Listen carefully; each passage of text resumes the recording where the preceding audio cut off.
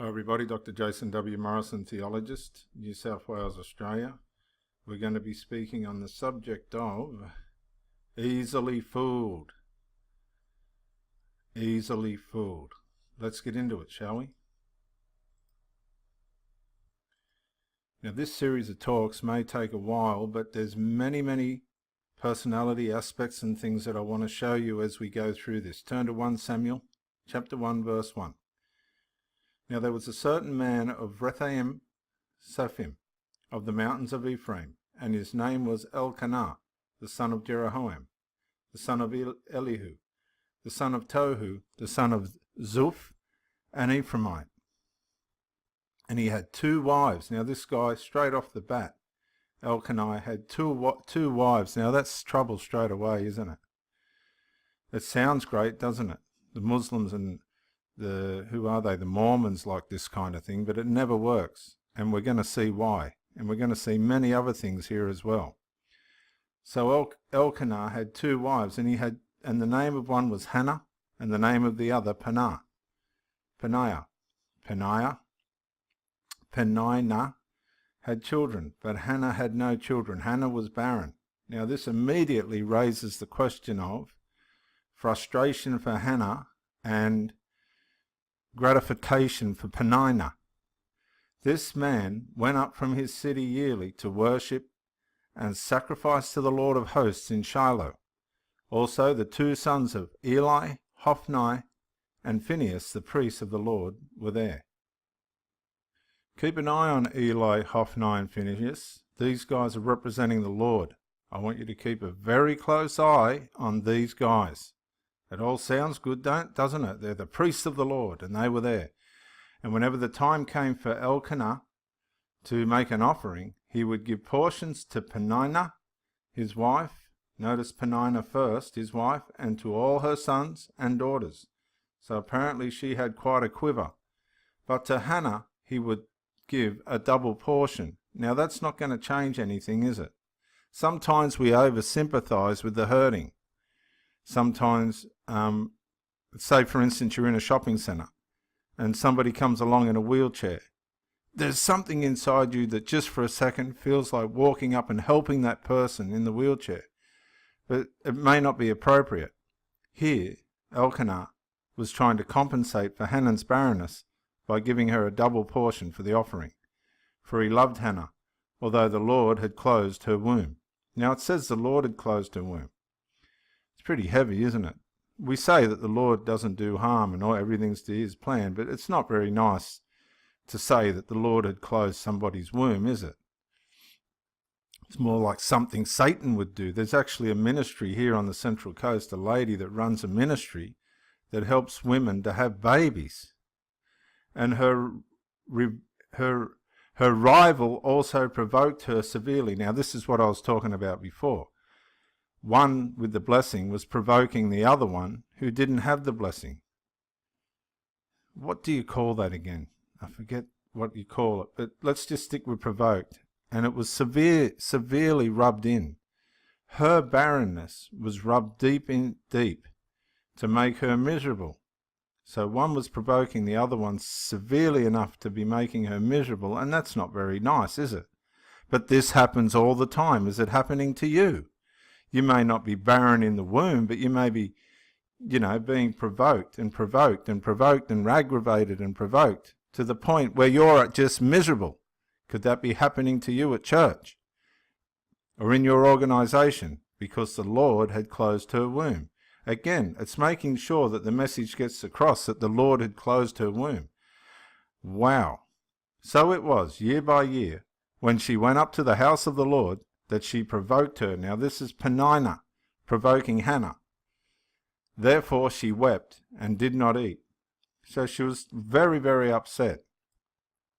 Then Elkanah, her husband, said to her, Hannah, why do you weep? Now this guy must be ignorant and blind. He didn't want to confront the situation. He didn't want to confront Peninnah and say, hang on a minute, you need to stop doing what you're doing to Hannah. Pull yourself into line. No, not Elkanah. He's come up to Hannah and said, why do you weep? Now, is he ignorant? This is what's happening in a lot of organizations. People are coming up to these poor people that are hurting and suffering, and they're saying, what's the matter with you? Like they're blind, but they know very well what the problem is, but they're just not able to fix it. Why do you not eat? And why is your heart grieved? Well, some relationship these two are having, isn't it? He didn't even know what was wrong with his wife. Can you believe it? Lovely scenario, isn't it? The husband can't even tell what's wrong with his missus. How many religious people are in this boat? They've got no clue emotionally where their wives are up to. And same with the wives. A lot of these wives have got no clue where their husband's up to emotionally. They withhold on their husbands. They shield themselves with their children or their pets. The husband will hide at work, stay at work longer. All this stuff's going on, and neither one has the grunt to confront the person with the problem, who is at the moment Penina. Elkanah is a gutto, as far as I'm concerned. Why do you not eat? He said. Oh, well, mate, are you blind? He didn't want to confront the issue. He just wanted to console the problem, but without confronting the issue. Is that you? Do you do that? Get to the bottom of things. It creates intimacy. No wonder Hannah was barren. Can you just see for a minute? Confronting issues and fixing and resolving them creates intimacy. But Hannah wasn't receiving that. She was just receiving consolation and, on the other hand, being provoked by a woman that had everything that she could want while this woman was suffering. Sometimes people don't want your gifts. They just want resolve. What do you think? Oh, no, I won't say that. So Hannah arose after they had finished eating and drinking in Shiloh. Now Eli the priest was sitting on the seat by the doorpost. Oh yeah, sitting down on his ass at the doorpost of the tabernacle of the Lord. And she was in bitterness of soul and prayed to the Lord and wept in anguish. She'd had it. This woman had gotten to the bottom. Nobody around her was able to help her. They didn't know how to help her. They didn't want to confront anything. Then she made a vow and said, O Lord of hosts, if you will indeed look upon the affliction of your maidservant, remember me, and not forget your maidservant, but will give your maidservant a male child, then I will give him to the Lord all the days of his life, and no razor shall come upon his head. Well, that's pretty persuasive, I suppose. Let's see what the Lord does. And it happened as she continued praying before the Lord that Eli watched her mouth. Now, how ignorant's this guy? Now Hannah spoke in her heart, only her lips moved, but her voice was not heard. Therefore Eli thought that she was drunk. How discerning's this guy? Oh, she must be drunk. This is the bloke looking after the tabernacle. Now these are the sorts of types that are in charge of a lot of these religious organisations. I've spoken to some of the elders of the J-Dubs, and I've seen some of these Christian leaders, and they've got the same mentality as this bloke Eli. They can't help themselves, let alone anyone else. So Eli said to her, how long will you be drunk?